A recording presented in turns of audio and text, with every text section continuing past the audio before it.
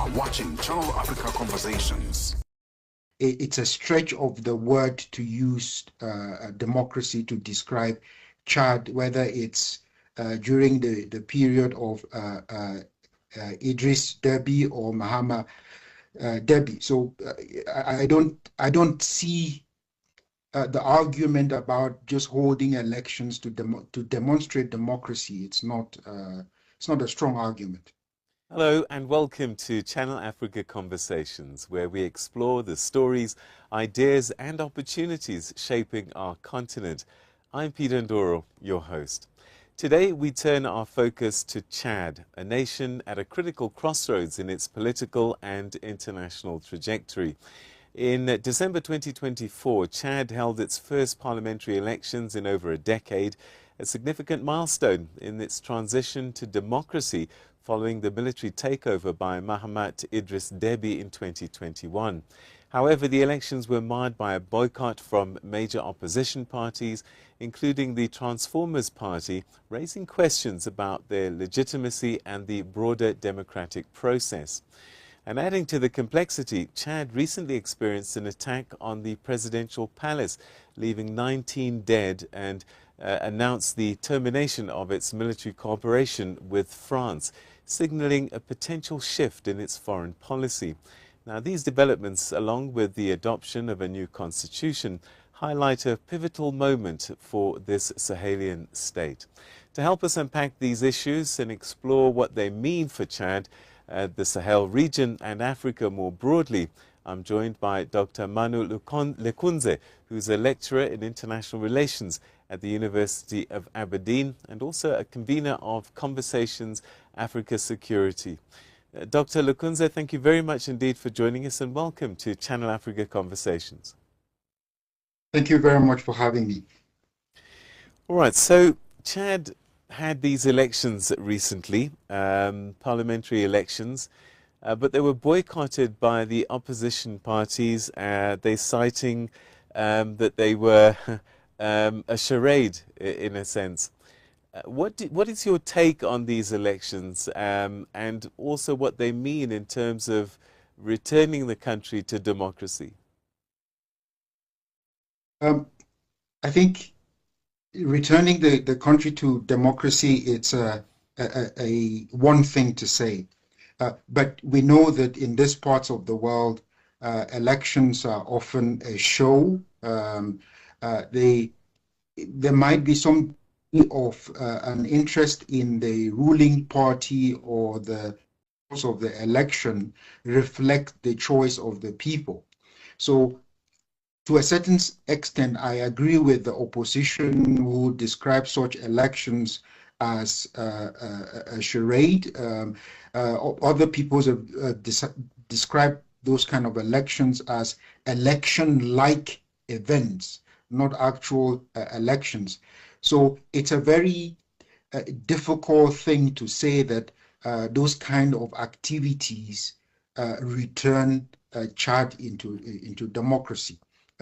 It's a stretch of the word to use democracy to describe Chad, whether it's during the period of Idris Deby or Mahama Deby. So I don't see the argument about just holding elections to demonstrate democracy. It's not a strong argument. So what are the implications? Because much of what we're seeing actually is almost the same playbook that President Deby followed, that his father followed decades before. Exactly. So these elections, like I said, are election-like events.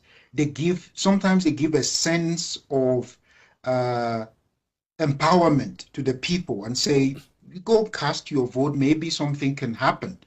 So that in itself, maybe something can happen, but often it doesn't.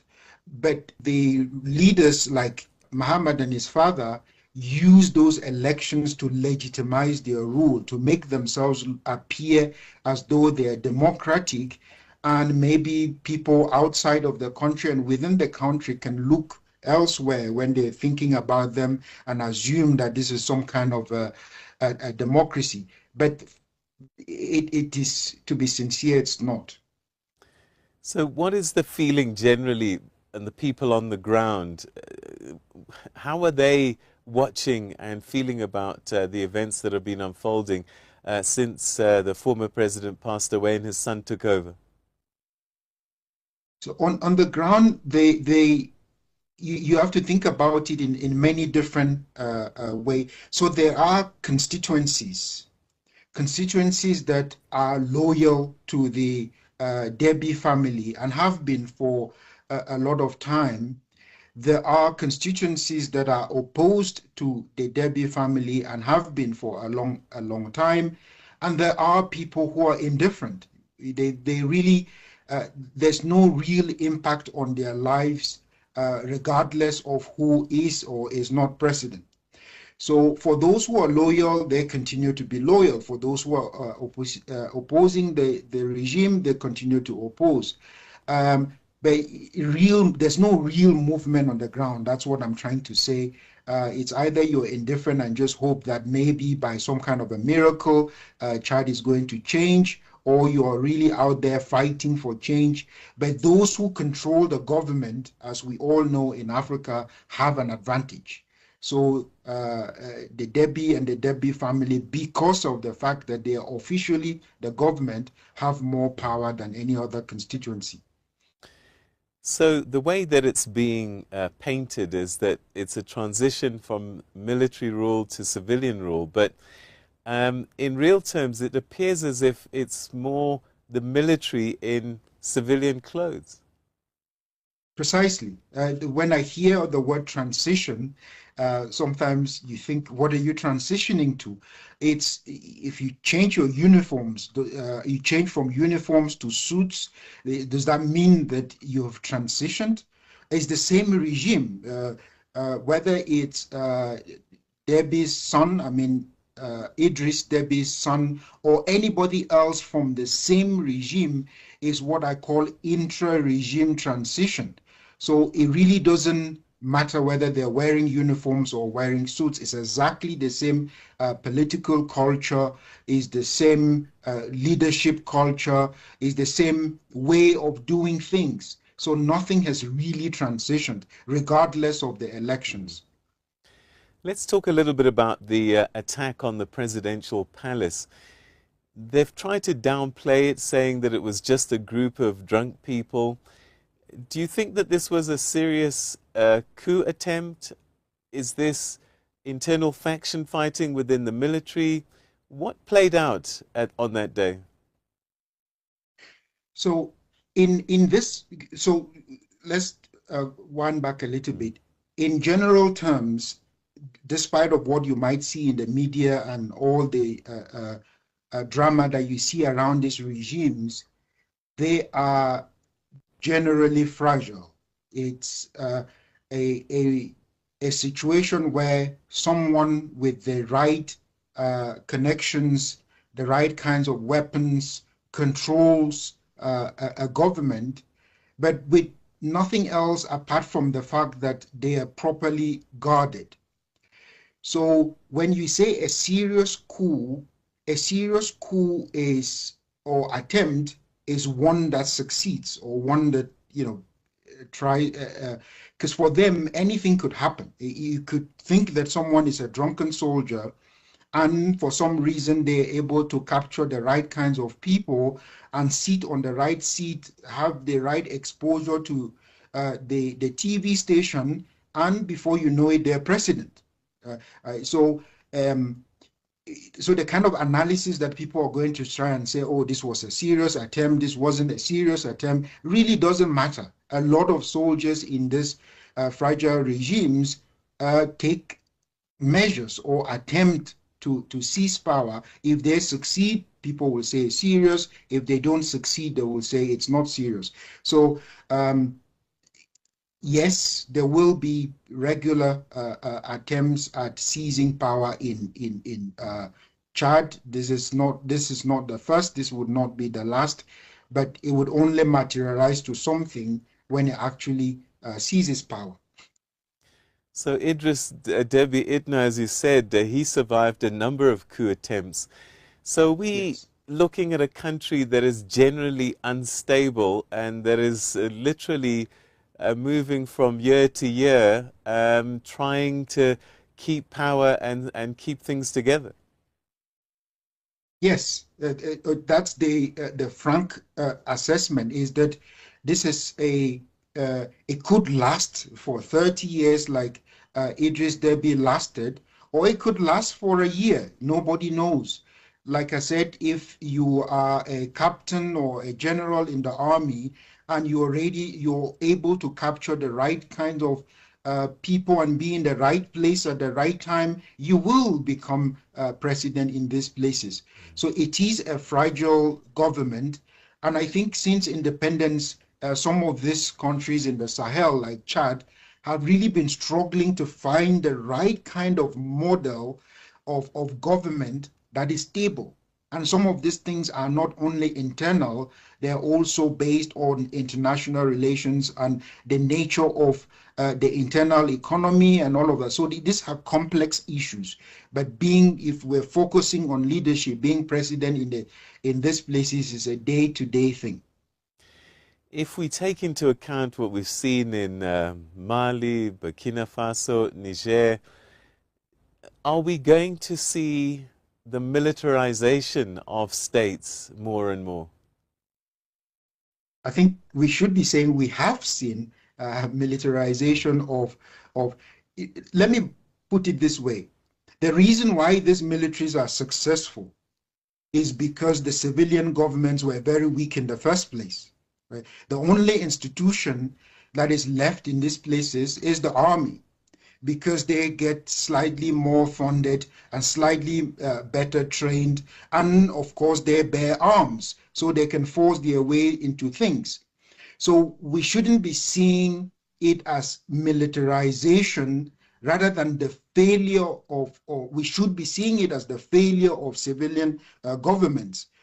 In Mali that you've mentioned, they soldiers literally just walked into empty space. The government was so weak that it felt like a relief for the military to take over. The military was simply cutting the middleman or the politics between itself and fighting terrorist groups. So the real issue is, why is it that the governments of this state, particularly in the Sahel, the civilian governments, have performed so poorly that the military can just walk in, even in Burkina Faso. You can look back and think about coups previously in the 80s. These coups could be really bloody, but when you look at the Sahel now, there's literally any violence in these coups is because there's nothing else. You're simply walking into empty spaces. So there's a serious problem. Aside from reporting on the sensation of military coups, there's a serious governance or government problem in the Sahel. And this has to be looked into with more details rather than commenting on elections that happened or constitutions that nobody cares about. But really, how can you govern the Sahel? Based on the reality of the people on the ground, what is the best way to govern these spaces? I think that the military regimes are just holding space for something worse or better to come. So let's talk now about the ending of the military cooperation with France. Why do you think Chad took this step? Again, this is a very important question and an important issue that has been discussed in the headlines over the past week or two. One thing you have to understand is that France used to play a role, an important role in the Sahel, which is you have a government, whether it's democratically elected or not, but is one that is internationally sanctioned because of the ease of coups that we've talked about earlier. A country like France will guarantee that government by saying that if there was going to be a coup, France will intervene and reinstall the internationally sanctioned government. This is the role that France played.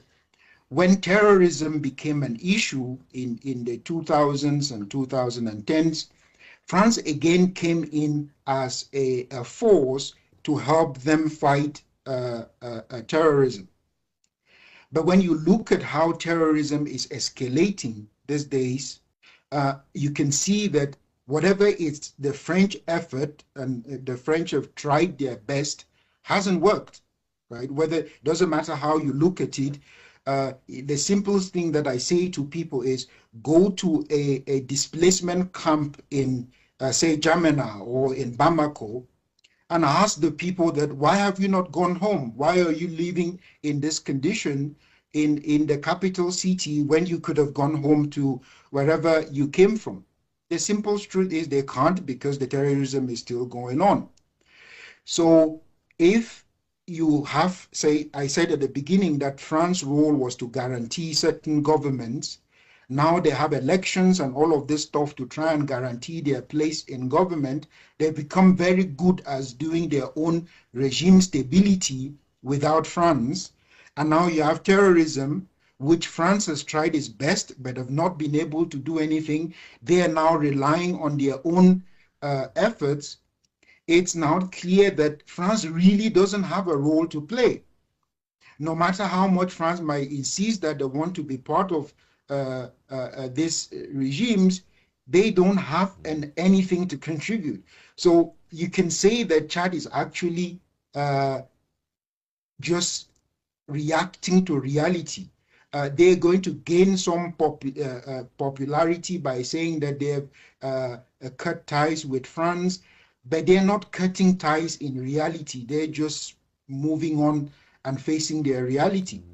So with France's influence declining across the continent by and large, we're seeing influence from Russia and China increasing. What's the situation in Chad? Yes, so like I was just saying earlier, that the French decline is both because of people talking about colonialism and anti-colonialism, but also because of the decline of French capabilities in the region. And one of the reasons why France is less capable today to influence events in Africa than before is what I call the diffusion of power globally, right? So you think about it, during the Cold War, the Francophone Africa was simply curtained off the rest of the world, and this was a French sphere. So if France wants to do anything in any of the Francophone African state, it was France against some ragtag rebels or coup plotters in these countries, and France reigned supreme. In the 21st century, however, you now have Russia, you have China, you have a lot of wealthy players from the Middle East, you have other powerful Middle Eastern countries like Turkey. So there's a lot going on in the Sahel, which France simply is not capable of managing. So it's not only an anti-West or an anti-French thing, it's a capability thing.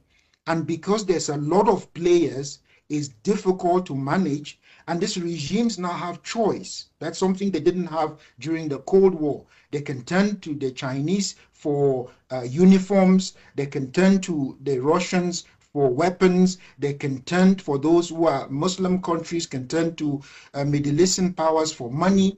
So they have a lot of choice, and they're playing the different actors to a certain extent to their advantage. How this plays out in the long term, we do not yet know, but what we know is that there's more choice in the system, and that has given the African regimes a certain degree of power that they didn't have during the Cold War.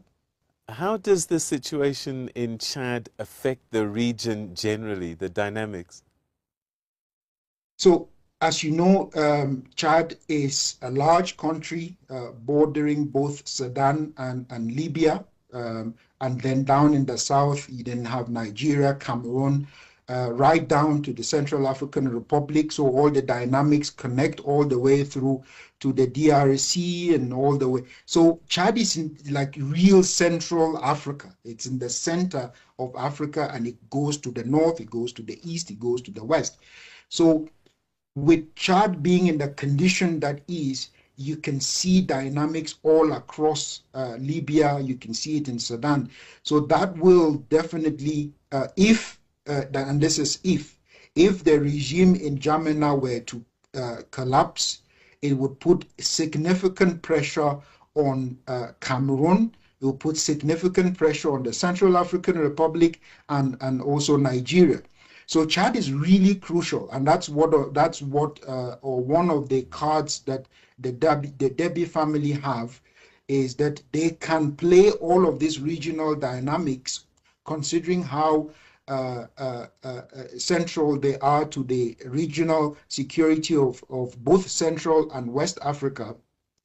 They're playing that card as well. So because they've also been fighting for a very long time, it's very easy to find well-trained Chadians who can join insurgencies across West and Central Africa. So it's going to be really dangerous if Chad was to collapse. But I think the Chadian regime is playing this to its advantage.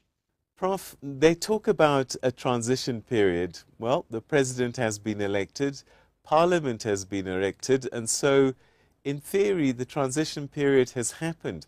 However, because of the position taken by the opposition, one gets a sense that still more needs to happen.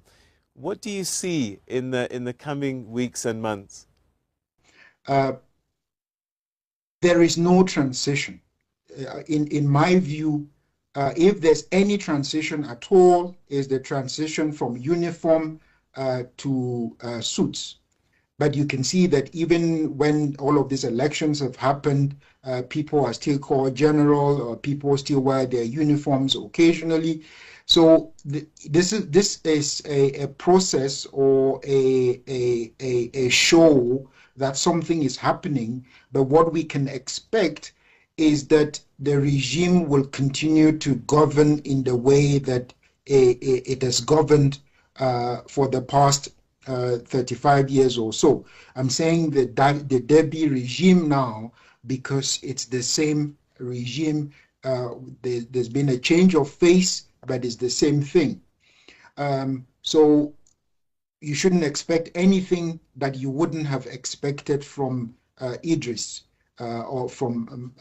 So in my view, is the same, unless something outside of the system changes that makes that regime no longer suitable for the environment. But if you're expecting that the regime would change on its own terms, then I see a very low probability of that happening. However, we know very well that the world is changing really fast. We talked earlier about what Russia might want to do, what China might want to do, what wealthy and Muslim states in the Middle East might want to do in the region. So there are a lot of agendas in the region that are not always under the control of the regime. So the regime might think that they have control of domestic affairs, but they're not living in isolation. There are things that could happen elsewhere, but impact them in ways that they didn't anticipate. So there's a lot of change in the Sahel that we must acknowledge. Some of this is coming from outside, some of it is endogenous, and this regime remain unstable for the reason that they do not have the power and the capacity to manage both their internal and external environments sufficiently. Do you think the Deby regime, as you've described it, is underestimating what the people might do, especially given what happened right next door in Sudan?